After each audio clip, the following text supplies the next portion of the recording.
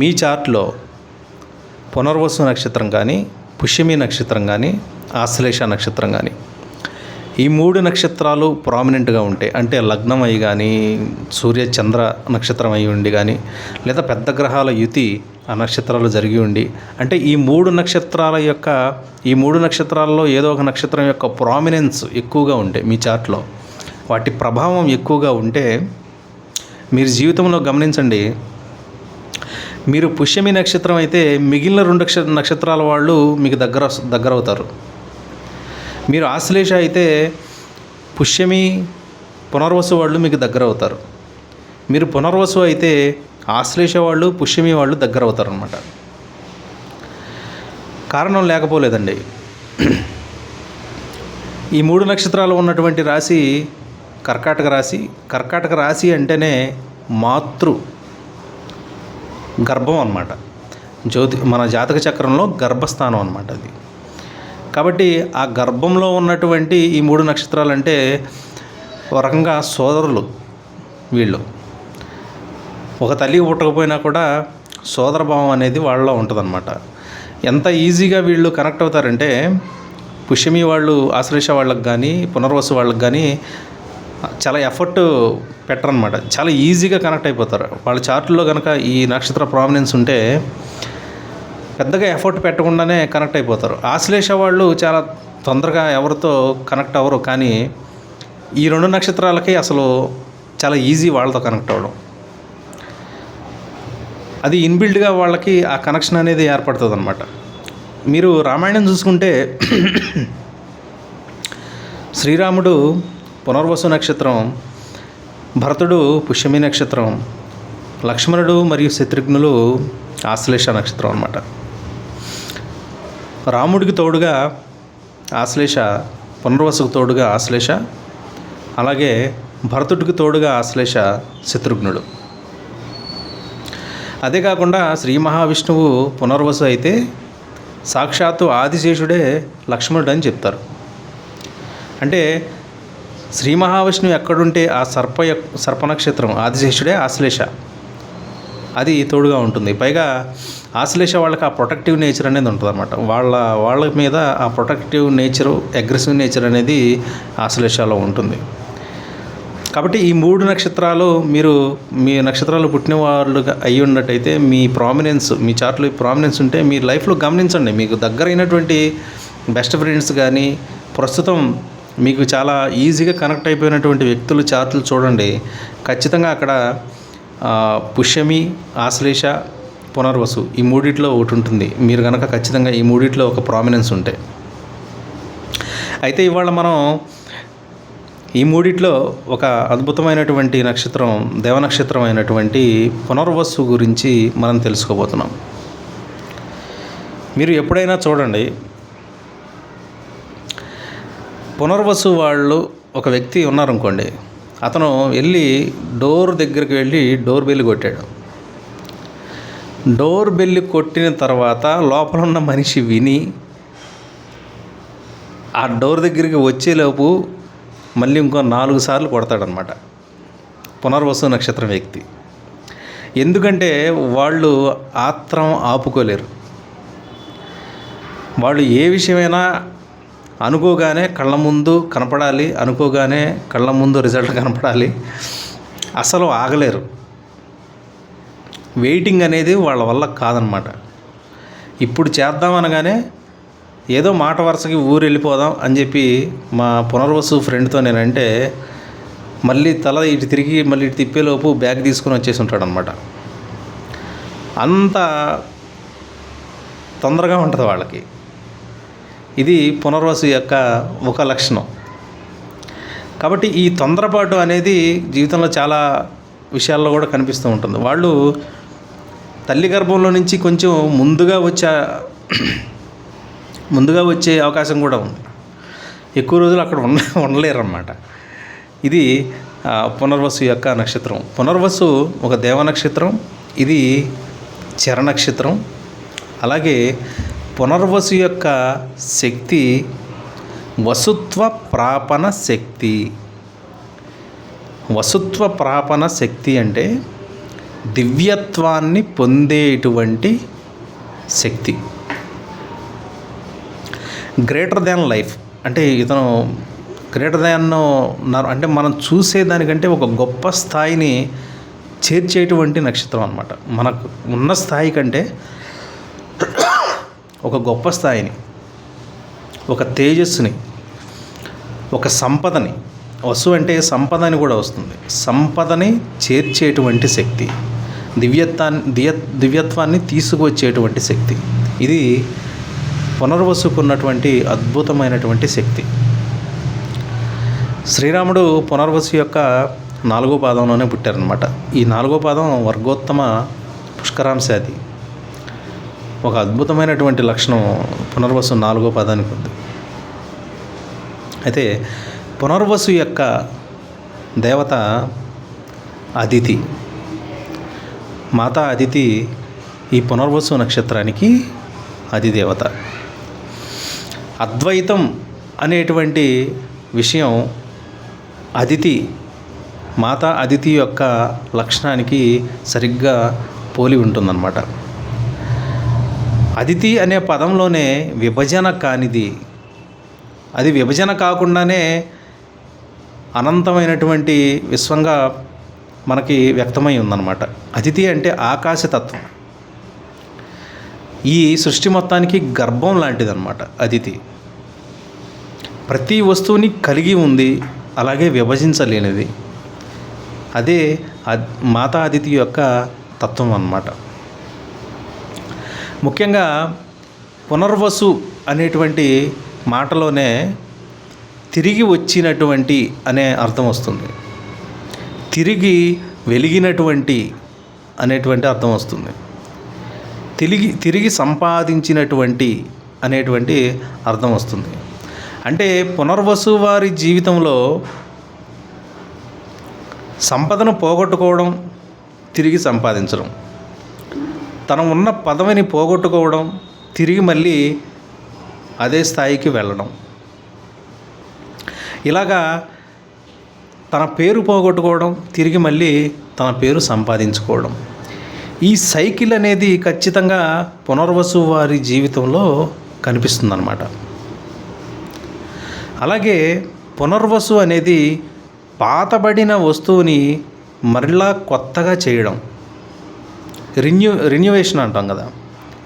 పాత వస్తువుని మళ్ళీ దాన్ని ఉపయోగపడేలాగా మార్చి, కొత్తగా మార్చి చేర్చి చూపించడం, ఇది పునర్వసు యొక్క లక్షణం. పునర్వసుకి వాతముతోడైతే సారం లేకుండా ఎండిపోతుంది, జలంతోడైనప్పుడు జీవంతో వస్తుంది అని ఈ యొక్క పునర్వసు యొక్క సూత్రం. అంటే పునర్వసు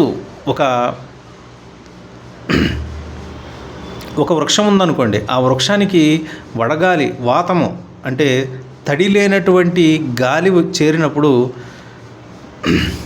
దానిలో ఉన్నటువంటి ఆ తడిని ఆ గాలి తీసుకుపోయి వడబడిపోయి ఎండిపోతుంది. అలాగే ఎప్పుడైతే ఆర్ద్ర చేరిందో, ఎప్పుడైతే నీటి చెమ్మ చేరిందో, ఆ వడబడిపోయి ఎండిపోయినటువంటి చెట్టు మరలా తిరిగి జీవం పోసుకుంటుంది. ఈ తిరిగి జీవం పోసుకోవడమే పునర్వసు యొక్క శక్తి. పునర్వసు యొక్క చాలా పెక్యులియర్ విషయం అన్నమాట. శ్రీరాముని జీవితంలో కూడా మీరు చూస్తే ఆయన పట్టాభిషిక్తుడు అవ్వడం, తర్వాత అరణ్యానికి పోవడం, మరలా పట్టాభిషిక్తుడు అవ్వడం, భార్యను తెచ్చుకోవడం, మళ్ళీ కోల్పోవడం, మళ్ళీ భార్యను కోల్పోవడం, ఇది రిపీటెడ్ సైకిల్ అనేది ఈ పునర్వసులో కనిపిస్తూ ఉంటుందన్నమాట. సాధారణంగా వడ్డీ వ్యాపారం కూడా పునర్వసు వారికి కనెక్ట్ అయ్యేటువంటి లక్షణం. వడ్డీ వ్యాపారం అంటే మీరు మనీ బయటికి ఇచ్చి తిరిగి దాన్ని ఇంకా మల్టిప్లై చేసి మళ్ళీ తీసుకోవడం, ఇది పునర్వసు యొక్క లక్షణం. వడ్డీ వ్యాపారం కూడా ఈ పునర్వసు వాళ్ళకు ఉంటుంది. ఎందుకంటే ఇది మన పురుషార్థాల్లో అర్ధ నక్షత్రం అన్నమాట. అలాగే కళాకారులను పోషించేటువంటి లక్షణం కూడా ఈ పునర్వసు నక్షత్రానికి ఉంది. కళాకారుని పోషించడం అంటే ప్రొడ్యూసర్లు అనమాట. సినిమా ప్రొడ్యూసర్లు కూడా వీళ్ళలో ఉంటారు ఎక్కువగా. ఎందుకంటే ఇన్వెస్ట్మెంట్ పెట్టి లాభాన్ని మళ్ళీ పునర్వసు చేసుకోవడం, తిరిగి తెచ్చుకోవడం. ఇది పునర్వసు యొక్క లక్షణం. పునర్వసు యొక్క జంతువు ఆడపిల్లి. పునర్వసు యొక్క పక్షి హంస. పునర్వసు యొక్క వృక్షం చెట్టు వెదురు చెట్టు. పునర్వసు హంస గురించి మీరు స్టడీ చేసినట్టయితే హంస ప్రేమకు చిహ్నం. ఎందుకు చిహ్నం అంటే అది తన కాబోయే భార్యతో చిన్నప్పటి నుంచే స్నేహాన్ని, అంటే పూర్తిగా శరీరం మెచ్యూరిటీ రాకముందు నుంచే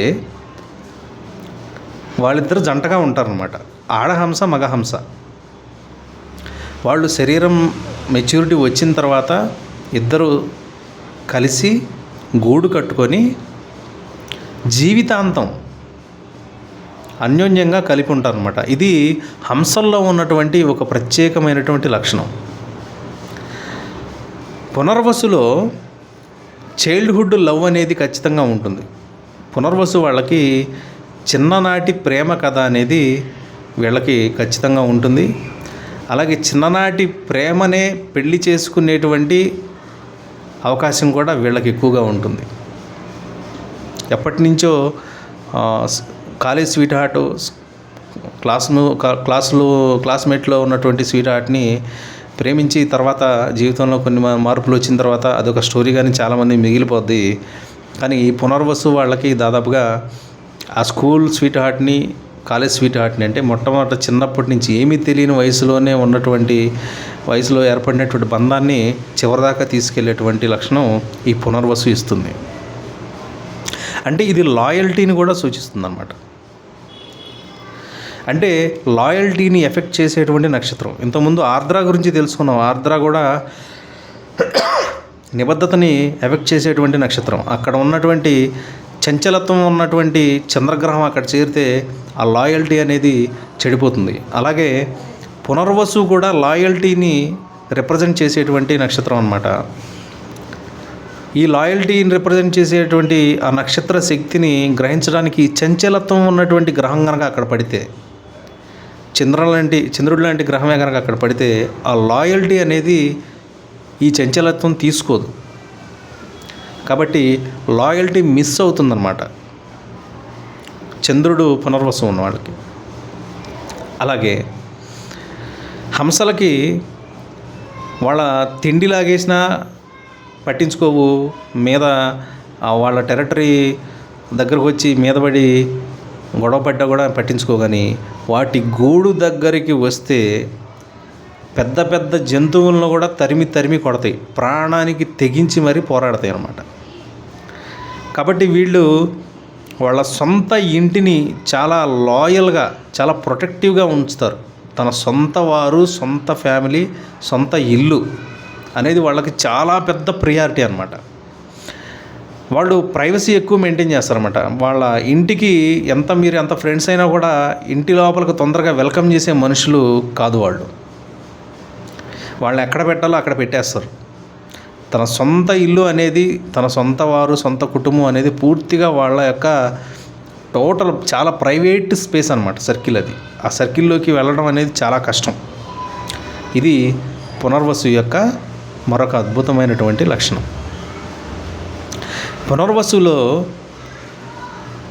చంద్ర, బుధ లాంటి గ్రహాలు అద్భుతంగా రిజల్ట్స్ ఇస్తాయి. అంటే ఆ మల్టిప్లై చేసేటువంటి లక్షణం, అర్ధపురుషార్థం కాబట్టి మెటీరియలిస్టిక్గా ఉండేటువంటి లక్షణం ఈ రెండు వైశ్య లక్షణాలు ఉన్నటువంటి గ్రహాలు కాబట్టి ఈ రెండు చాలా అద్భుతంగా పనిచేస్తాయి. అలాగే శుక్రుడు అక్కడ మల్టిపుల్ పార్ట్నర్షిప్స్ ఇచ్చేటువంటి అవకాశం ఉంది.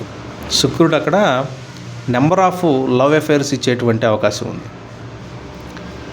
అట్ ద సేమ్ టైం మిగిలినటువంటి ఉగ్రగ్రహాలు సూర్య,